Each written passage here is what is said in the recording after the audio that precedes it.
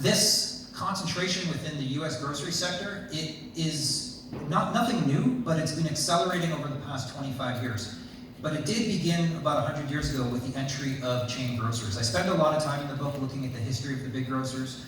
I talk about the history of A&P in particular, Kroger, even Safeway, which I know was the big one that emerged out here first, and eventually started moving its way east. But when the chains first emerged in the early part of the 20th century, there was a lot of resistance.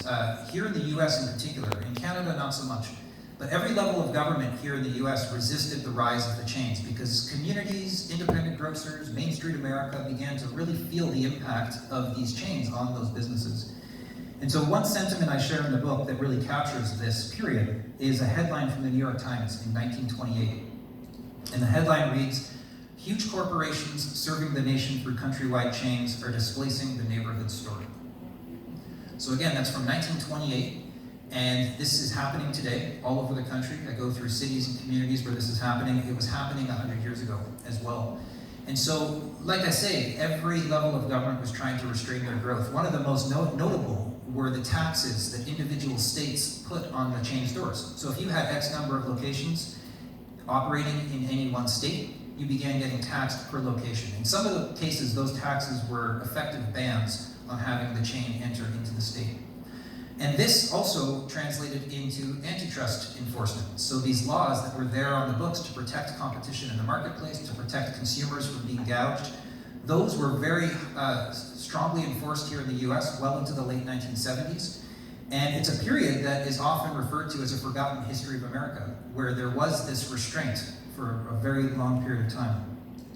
All of that changed though in the early 1980s. The Reagan administration came in and dismantled a lot of that enforcement. The FTC was gutted, and it opened the floodgate to consolidation. So if you can picture this, in 1994, whereas only 4 retailers were taking in 17% of the grocery dollars, 20 years later, 4 retailers were taking in 60% of the grocery dollars. So this was the latest rise to power of the grocery giants. And one of the things that's happening in that period is in the late 90s, early 2000s, Walmart entered into grocery. So Walmart used its existing infrastructure and stores to add grocery to them and overnight become the largest grocer in the country. So with the floodgates open to mergers and consolidation, Walmart entering into grocery, it forced consolidation throughout the entire grocery sector. So this is when we saw companies like Albertsons and Safeway become one company in 2014. Companies like Kroger came out to the west and bought Fred Meyer. They went out to the east and bought Harris Teeter. I was just in Chicago last week and they bought a large chain in Chicago, Mariano's. And there were dozens and dozens of these consolidations happening across the country. And so here you have these larger and larger grocery retailers forming. And in order for the people selling into those grocers, the food manufacturers, for example, to be able to negotiate with these retailers from a place of power, they too needed to grow. They needed to grow in order to service these larger and larger chains. And so this is when you had companies like Kraft and Heinz become one company, all the way through food processing, all the way down to the seed sector. Bayer and Monsanto, as one example, are now one company in the seed sector. More important to food co-ops is just last year, United Natural Foods, the largest natural foods distributor across the country that services food co-ops everywhere, acquired one of the largest conventional distributors of grocery, SuperValu, out of Minnesota. So this is happening in every sector of the food system. The other important thing that's happening though, or was happening at that time in the 90s as this started ramping up, is there was a new type of consumer that was emerging or at the very least strengthening. And this is the consumer that was looking for an alternative to big food that really began emerging in a strong way at that period. Genetic engineering was introduced in the 90s. People began to become aware of how food was being grown, turning to organic agriculture, turning to organic food production, and turning to more natural food options.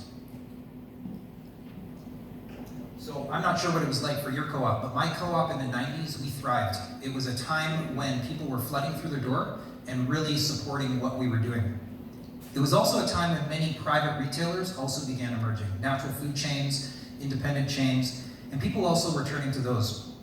And I want to just speak momentarily here about the future of those alternatives, because in Canada, what we've been noticing and what's happening here in the US is those privately owned natural food alternatives are all being acquired. And so there are 4 examples in Canada.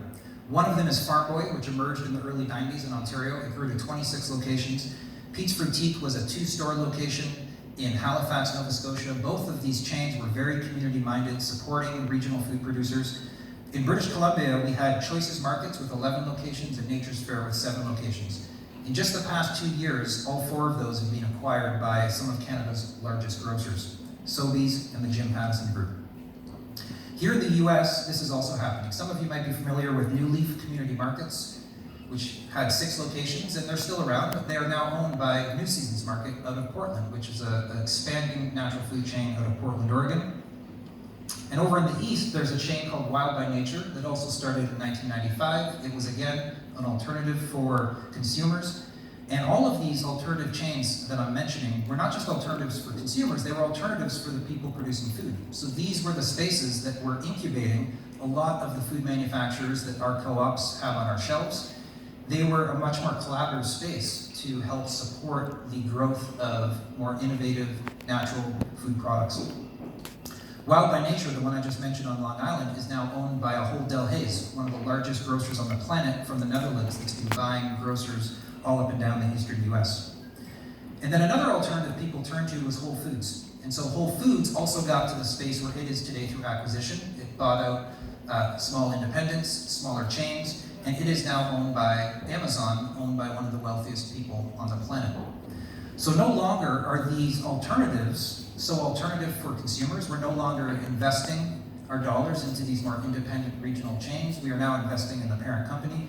And the people producing food are now dealing with the culture of these acquiring chains, which often can be quite ruthless. And I'll share a few examples in just a moment. So this is why at the end of the day, the food co-op model is so critical, not just to your community, but to every community across the country, because there is not one example of a food co-op ever being acquired by a chain. And the reason for that is if a chain approached your co-op and said, we'd like to acquire you, or if the people in the co-op said, hey, let's sell our co-op to a chain, it would have to become a vote by the membership. And never before have members come together in a meeting like this and voted to sell their co-op to a chain.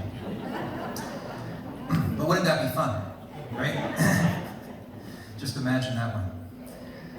The other thing that this model allows us to do is it allows us as eaters to hold our grocery store accountable. So I mentioned these 4 areas earlier. So the area of the impact that our grocer has on health, the food system, economy, and the environment. So we can't hold any other grocer accountable in those areas, but we can hold our co-op accountable. So this is a fascinating, revolutionary model, and one that has excited me enough to travel across the country and talk about it and write a book about it. What has also been mentioned today as well, and what is also important, is our co-ops are also now competing with some of the biggest grocers on the planet. And this happened starting about 20 years ago when the big grocers got into organic. It used to be that our co-op was the only place to get those foods. That's not the case anymore. And we've watched how that's impacted our co-ops. We've watched how that's impacted the organic food movement, in some cases for the better, in other cases for the worse. What has interested me the most, and it's also being suggested today as well, is how this might impact something else that our co-ops are really using to differentiate ourselves and that we're focused on. And that's our interest in regional food systems. And so this is something that the big grocers are now interested as well. So I've been walking into stores like Walmart. Walmart is actively promoting local food. So the largest grocer on the planet is now promoting local food. So this really impacted my co-op because my co-op has 3 large competitors, and we used to define local similar to how your co-op defines local. And in 2013, one of our largest competitors began marketing local unlike we had ever seen before. They were doing so because the Canadian government expanded the legal definition of local. So it used to be that you could only call something local if it came from within 30 miles from where it was grown or produced. It got expanded to be the entire province, and even 30 miles across the provincial border. So you can picture our provinces. It takes 2 days to drive across British Columbia. It takes about 3 days to drive across southern Ontario. So all of a sudden, here in Nelson, British Columbia, which I should describe is a town of 10,000 people, We are 8 hours west or east of Vancouver, 7.5 hours west of Calgary.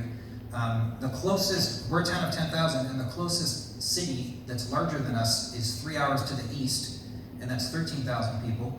And to the west, there's a 37,000 person city, 3.5 hours away. So that just gives you an idea of how isolated we are and how important local is.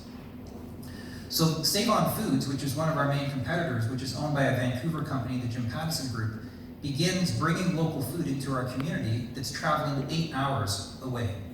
And it's arriving often at prices that are well below what our farmers could even sell that product to us for. And so we began to realize that this is a very new climate of competition. The definition of local was being changed.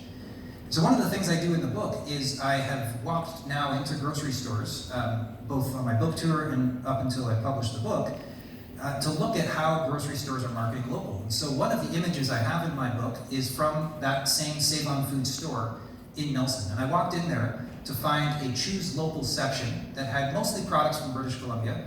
And on the very top shelf was Ultra Eco from San Francisco. Beside that was Wisps Crackers from New Jersey. And beside that was Bio Italia Pesto from Italy. So this was the Choose Local section at my Save On Food store in Nelson. Some months later, I walk back in. This is now in January. And I walk in, and in the organic produce department of that same store, there's a little sign on top of the produce department that says Teepee Land Organic Produce. That's a local farm, people I know, who have been selling to our co-op for 20 years. They sell kale. They were the first supplier of kale to our co-op. So here's this sign in the Save On Foods, because that farm does sell into Save On Foods. They do so because they can't just make a living selling to our co-op, so they sell into multiple stores.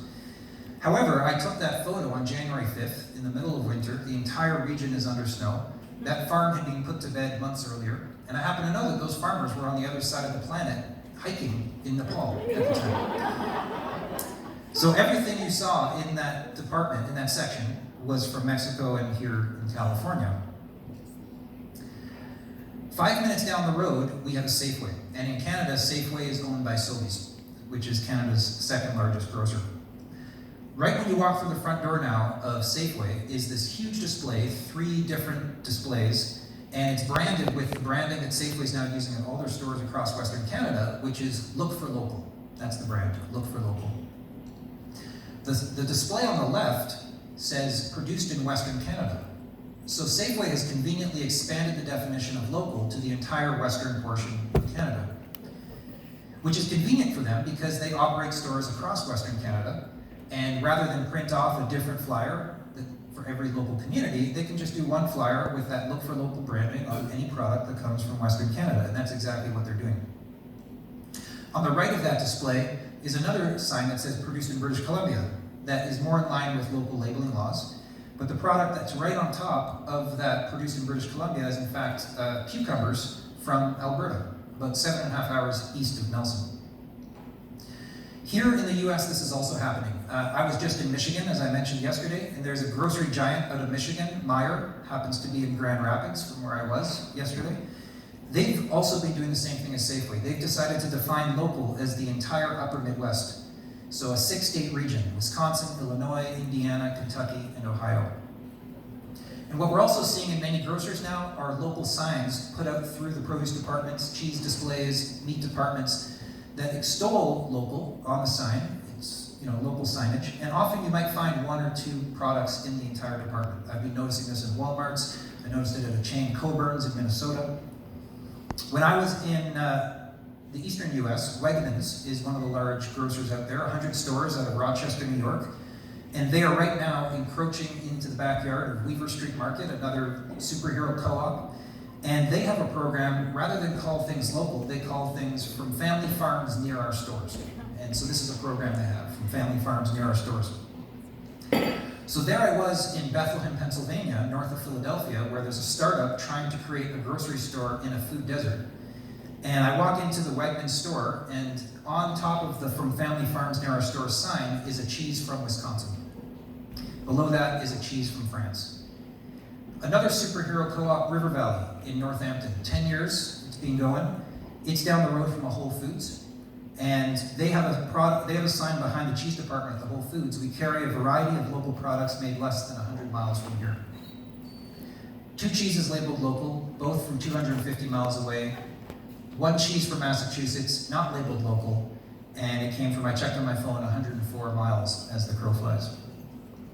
So this is something that's now happening. It's changing how we define local. It's an example of the integrity with which the big grocers are bringing to this.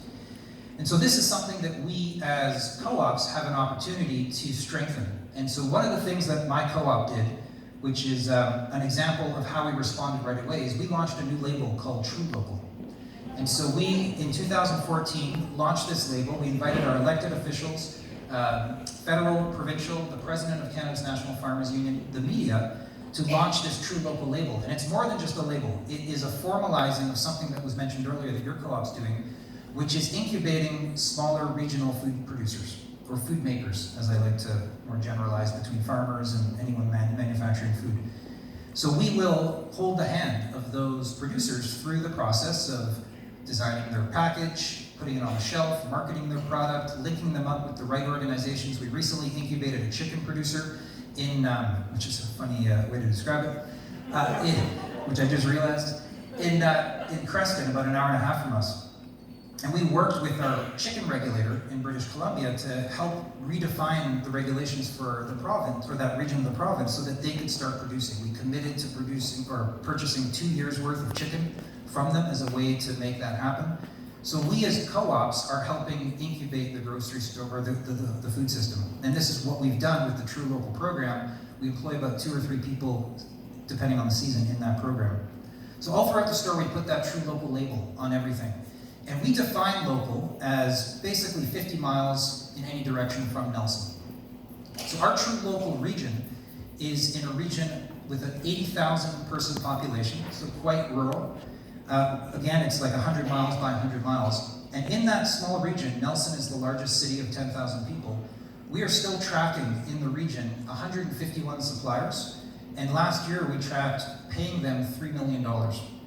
Which is a significant injection into an economy of only 80,000 people.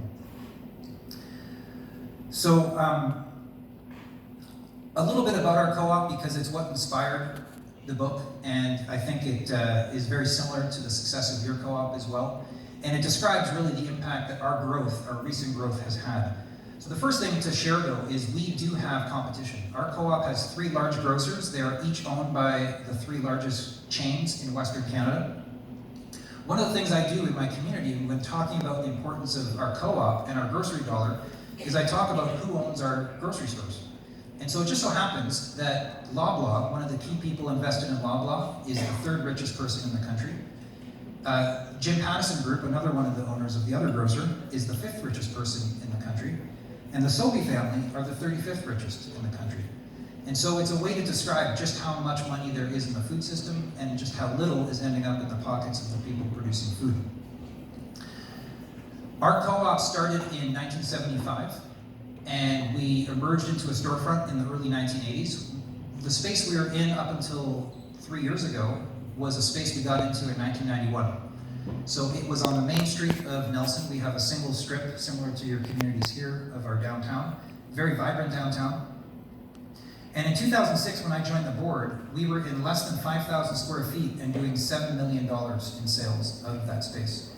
And to give you an idea of how quickly we were growing, we were in that same space 10 years later, in 2016, and we were doing 14.1 million in that space.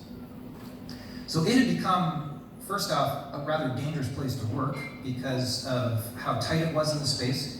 We weren't as accessible to the community as we would have liked because we didn't have full-size shopping carts, we didn't have a parking lot, and people would come in and do smaller shops than what they normally would have because of that. Or people just simply wouldn't come because they couldn't park and it was too busy of a store. So thankfully in 2006 we began thinking about expanding and building a new store. And everything in the co-op world takes a really long time. So it took us 10 years, and it took us 10 years in part because we wanted to remain downtown. And so thankfully that patience paid off. And at the other end of the downtown was another grocer owned by Loblaw, Extra Foods, which is one of their banners. Thankfully though, Loblaw didn't own that building because no way would have they sold that building to us. The building was owned by a local family, and Loblaw's lease was coming up. So rather than renew with Loblaw, the owners decided to sell the building to us. We purchased it for $3.5 million. It's 3/4 of a block of the downtown. And we began imagining what to do with that space. We ended up doing something that is a little more ambitious than most co-ops of our size would have done, but we were feeling the momentum of our success, and we proposed a mixed-use development, a 4-story building that we called Nelson Commons. I would love it if I could show you a photo of it, or at least the model. But the idea is that we were proposing 54 residential units on top of a 20,000 square foot store with smaller commercial units around the base that we would sell, and we would also get rid of all the residential units, and at the end of the day, just own our 20,000 square foot space. And we would also have a 45-car parking lot. So to make this happen, we did what many food co-ops do. We reach out to our owners and ask for loans. So we raised $1.8 million from 179 of our members, and we then invited Van City and many credit unions across the province to also invest, and without them, this wouldn't have happened. We pre-sold residential units, and in late 2016, we invited our mayor to come and cut the red ribbon, and we walked into our 20,000 square foot store a little less than 3 years ago. So we now have a parking lot, and we also have a parking lot problem of it being too crowded and running out of space. But this is a good problem to have. In our case, we have become so much more accessible to our community that we, in the first year, full year in our new store, we did 22 million in sales, and this past year we did 23.6 million. So we went from 14 to 22 pretty much in the span of about a year and a half. So that has allowed us to grow our impact. Nelson's population is not growing. So this means we are capturing more and more of the grocery dollars in the community and using those to redistribute to more and more places that are going to really benefit from it. The first would be staff. So in our previous location, we had 110 staff. We now have 183 in our current space. And we went from 3.2 million in wages and benefits to 5.4 million in wages and benefits. And to give you a comparison, our co-op employs 183. Save On Foods, our next competitor, 150, and the next competitor down from that, 110. And so co-ops are generally employing more people, and there's a reason for that, which I'll get to in just a moment. One of the impacts, though, just as one example that this growth had on our food system, is in our previous location, in our meat department, we only had room for a single cooler door. That was our meat department. And we were selling 170,000 of true local meat in that cooler. In our first year in our new space, in our new meat department, which looks similar to yours, we are now doing, or we're doing 370,000 in true local meat, and that supported about 6 to 7 new producers that otherwise would not have had access to the market. And so this is just one of many examples of how the growth impacts our communities. So one of the things I just want to end with is some examples of how do we really talk about this with the rest of our communities and with other communities where perhaps our co-ops may be growing or where other co-ops might be emerging. Because to me, this again is the future of our food system, is for co-ops to continue to grow our impact. So one of the ways in which I've suggested in the book to talk about what makes us important and what makes what we're doing so critical is using this idea of the food system as a series of bottlenecks. And so if you could picture a hourglass, and at the top of the hourglass, in the large section at the top, is where food is being produced. There are about 500 million people producing food across the planet. Down below, in the larger section below, is 7.5 billion of us eaters. And in order for all of that food to get from where it's produced to where it's consumed, it goes through all of these little bottlenecks. So it might be commodity traders, it might be food processors, food manufacturers, distributors, and retailers.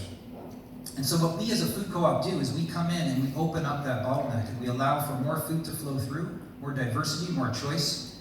And what we're also doing as co-ops is we are cooperating with other co-ops in other bottlenecks. So, for example, Organic Valley is a co-op of dairy farmers. We often work very closely with them. Equal Exchange, a worker co-op that's getting bananas and avocados and chocolate and coffee from other farm co-ops in the south. And so what co-ops are effectively doing is creating a parallel food system within that series of bottlenecks. And we're opening up those spaces to allow for a different type of food system to emerge. One of the other ways in which I respond to the question, well, why are food co-ops so important?